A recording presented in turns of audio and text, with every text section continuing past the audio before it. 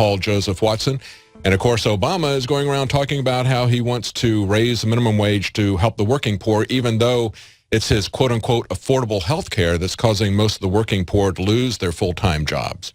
And, of course, doubling the federal tax on gasoline at the same time adding a new tax to track people the number of miles that they drive. That's something that's not really going to help out the working poor too much, is it, Anthony? No, absolutely not. And more specifically, this new major story that Obama, his powers are so unprecedented that even congressmen now are saying Obama is enacting dictatorial powers by saying that, yes, I'll follow some laws, but overall, I'll do anything I want. Yeah. And the key thing here is, yeah, some of the Congress people are saying he could become a dictator. You know, he could choose to suspend election terms and everything like that.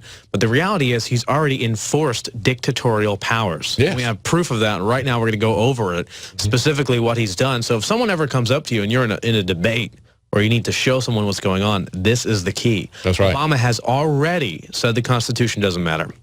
He has already used dictator-style powers to go ahead and do anything he wants. And they do it with this straight face. And they act like it's no big deal, from the NSA spying on you at all times to the DHS saying you have no constitution, literally. They're doing this over and over again and getting away with it because the people aren't freaking out enough about it. And even when they do, Obama just gets away with it. So why can't he suspend the election?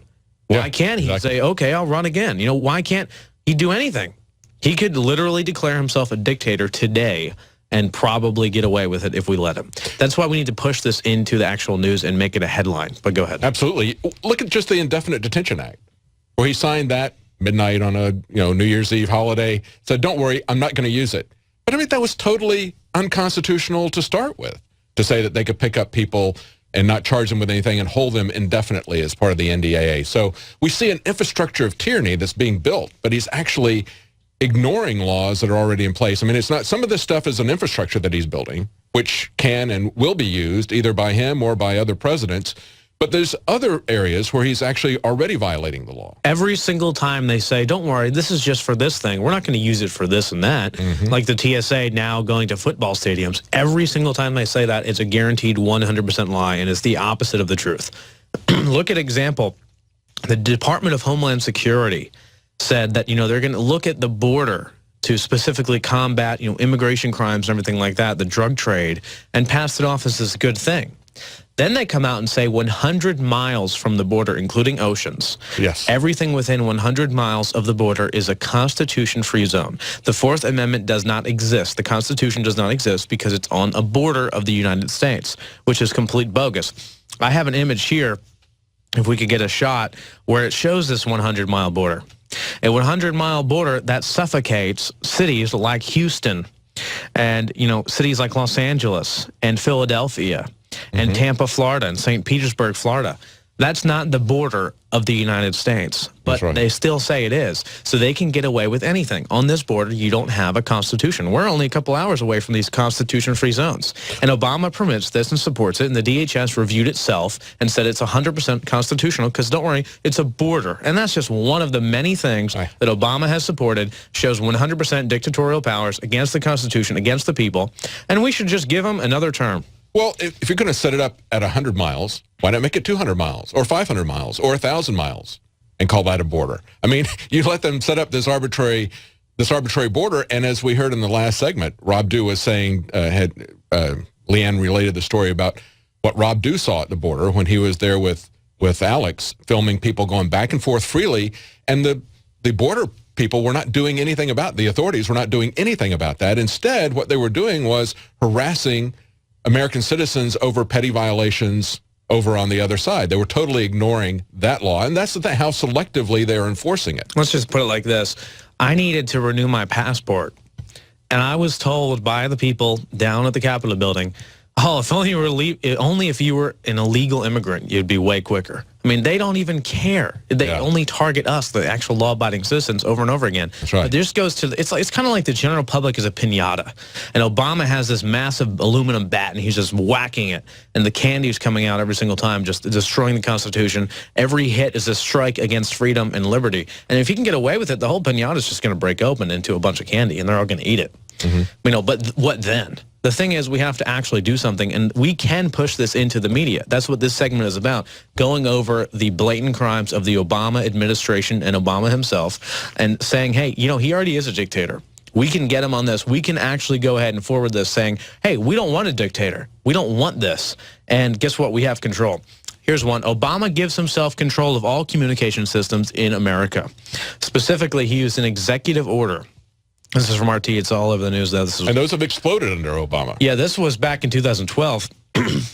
He used an executive order to give the federal government control of all communication systems. Of course, they say, you know, it's an emergency. They say he signed an executive order on Friday allowing the White House to control all private communications in the country in the name of national security. He released his latest executive order on Friday, July 6th, a 2,000-word statement offered as the assignment of national security and emergency preparedness communications functions. And here it is for TV viewers, the actual executive order on the White House website. So executive orders have been abused over time to give someone dictatorial power in the face of opposition from Congress, which is increasingly, as they're admitting, becoming irrelevant. And it's interesting that that individual, Zimmerman, wrote an article, and I believe it was the Washington Times, saying that we should give Obama another term and that we should eliminate term limits and Obama should be a dictator forever. Well, he was looking at the history of the United States back to Washington and saying that, yeah, all these good people would have, look how good it would have been if Washington could have been president for longer and all those things. He really needs to look back to Rome. Yeah. And we're facing a Caesar-type scenario. The Roman rulers were actually given certain terms of power until, you know, individuals like Caesar came along and became absolute dictators. Sure, if George Washington was maybe a president for another term, that might be a good thing, but then you're skewing the lines of the Constitution, skewing the lines of reality, saying, sure, one good person can come along, but what about that one corrupt person that's in power for hundreds of years? Everything the founders understood about Roman history and incorporated it into this country is now being backpedaled on, and they're saying, but we've had it so good for so long, everything's going to be fine, as they're completely dismantling the Constitution, the Fourth Amendment, using executive orders to control all communications over and over again, saying you don't live in a Constitution area, stripping your Fourth Amendment rights, and we're supposed to believe that and allow him to prove himself in another term. And he's going to probably do it if, you made the analogy to Rome. I think the point at which our Caesar crossed the Rubicon really was with the Patriot Act.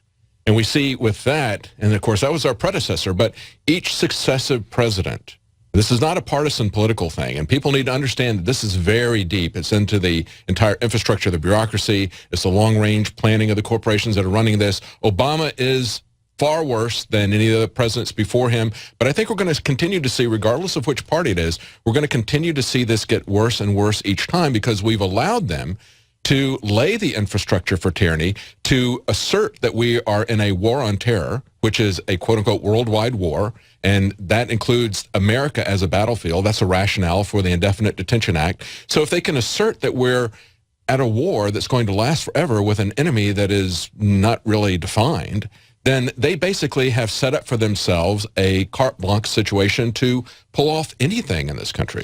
They're building themselves a proverbial house of tyranny, and each individual president is laying about 5 blocks onto the house. And the foundation has already been set by various government organizations and private sectors.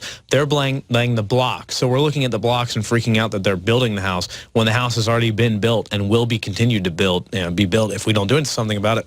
And the key is, we can push this into the mainstream media, though, and make this a talking point, as we've done time and time again. Remember when Obama almost brought us into war with Syria, into a potential World War III scenario? That's right. Obama himself was out petitioning for it and saying we need to do it, and we need to attack Syria, even though 100% pretty much confirmed the gassings were on behalf of the Obama-backed Syrian rebels who go around and behead Christians in public squares and bathe in their blood and laugh about it. You know, really good guy. And of course, we had former congressmen like Kucinich saying that we're going to that we're going to be the Air Force for Al Qaeda. Yeah, and Lindsey Graham saying we're going to be nuked if we don't attack Syria and Iran as well. That's right. So we have a president now that is sparking World War III, and everyone that I talked to, I think the polls against it were 90-something% against going to war with Syria. Yet he was still pushing it over and over again. I mean, that enough is reason alone. Hey, this insane dictator-style lunatic is pushing us into World War III, but that's not enough. he's shilling for the NSA, talking about how great it is that they track everything we do, dismantling the Fourth Amendment. The DHS is great, and they're also destroying our Constitution at large, not even just in amendments individually.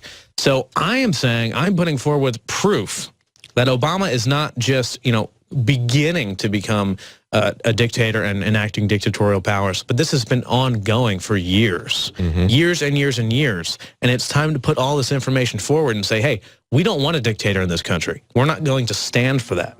There's bigger issues as well, but at the same time, this is the key. If we can destroy and dismantle the system, that house will never be built. And I think it's key that we can win on individual battles like Syria. But now we're starting to see people talk about the bigger picture, as we saw with these hearings where Jonathan Turley was there. We're going to talk about that right after we come back.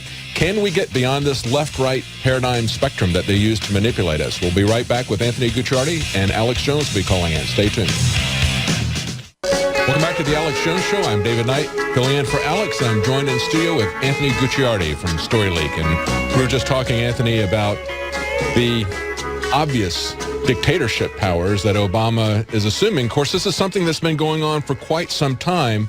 We can see this happening going back very, very obviously with the Patriot Act under George Bush. And it's sad to see people that were opposing it under George Bush following into it and saying it's okay as long as Obama's doing it. He's a benevolent dictator if he's in my party. And we see the Republicans doing the same thing. The way they're playing is with this partisanship. But we're now seeing people saying things about Obama's dictatorship that we've never seen before. And I thought this was an interesting exchange that's on Real Clear Politics between a Republican congressman and a law professor from George Washington University, Jonathan Turley. And the congressman is Bob Goodlatte, I think is how you pronounce his name, from Virginia. And what he said was that the balance of power is not about keeping one branch of government from usurping another. He said it's about protecting the liberty of Americans from the dangers of concentrated government power. And then Turley came back and said, yeah, he's doing exactly what the Constitution was designed to protect. He's becoming the very danger the Constitution was designed to avoid, and that is the concentration of power in every single branch. There's no question. And let's just put it like this. There's been a systematic configuration of tyranny over the past several presidents in a real concentrated way, and they've been building this house of tyranny, as we talked about before, each one laying a certain amount of blocks into it. But never before have we seen such a heavy concentration of just a nuclear fusion of tyranny as we have with Obama. And to put that into perspective with real hard evidence, the writer of the Patriot Act, the one that actually wrote it up, he is actually petitioning now, saying that the NSA is so out of control that not only does it violate the Constitution, but we have a serious, serious threat that he's never seen before. The guy that wrote the Patriot Act. Yeah. I mean, come on. George Bush was, no question, bad, very terrible, absolutely tyrannical in many ways. Now we have Obama, who is just the capstone of this pyramid. I mean, this is... It's a whole new level. If we see Fast and Furious, we see Benghazi, and then even James Clapper and others lying under oath to Congress, nothing happens to anybody. No matter what crimes they commit, nothing ever happens to anybody under this Justice Department. So we're there. They've given themselves that power. I think the only hope is if people can not give someone a pass because they happen to be of the same tribe as them. Well, and that kind of tribalism is partisan politics as well as identity politics. That's right. And the good news is, though, at the same time, we are reaching millions of people, and they are waking up and understanding all this. And the key is, like a sharp razor cutting through all the rhetoric and getting to the reality of it and pushing it past through the mainstream media and understanding everything. But when we live in a world where when I go to the NSA data center in Utah and can't even go to the parking lot without getting arrested and threatened to be eaten by their dogs, I don't think that's a good thing. And the only, mainstream media that picks it up is the Salt Lake City Tribune, and they asked me if I was trying to attack the NSA officers when I'm literally standing in a parking lot, all documented on live stream. And they said, well, were you trying to provoke them and attack them? No, I wasn't trying to provoke them and attack them. I was trying to ask them a few questions and see if I could get into this data center where they're spending billions and just having power failures and everything to see what's going on, like a very bad American that I am. Well, we saw that in Dallas as well. We saw the Dallas Morning News come out and do basically a hit piece on Alex and the InfoWars crew that was there. Instead of being angry about the fact that the Dallas city government had shut down free speech, the free exercise of free speech, and you would think that a press organization would stand up for that. But instead, they attack other journalists who are protesting the attack on free speech. Yeah, which is funny because I actually spoke to one of the journalists from the Dallas Morning News, and she seemed to be very supportive at the time. And then she went back, and I guess her bosses told her, you better not do a good story on them or you're going to be fired. So that's simply how it goes in this situation. But my thing also is seeing what people are watching on television. They embody the main characters that are presented to be cool in television. One example is this show that's really popular now called Community. And always the main character, the male in it, is always this docile, apathetic loser that is propped up and all of the girls want him. So when men watch the show or women watch the show, they see this docile male that has no care about anything. I mean, literally in these television shows, you know, someone could be killed right next to them or, you know, something horrible could be happening, but it's cool to not care. It's cool to be apathetic, and it's cool to go through life like a zombie and just have pure apathy. And the women in the shows gravitate towards that. Of course, in real life, it's the complete opposite, but they aspire to be that. It's cool. And people think that they're not stupid enough to think, oh, I can't be influenced like that. That's what advertising is about. Why do you think the big mega corporations spend millions of dollars? Is because if they can show somebody that's beautiful using their product, that subconsciously has an effect on you. We'll be right back with Anthony Gucciardi, and Alex Jones will be calling in, so stay tuned.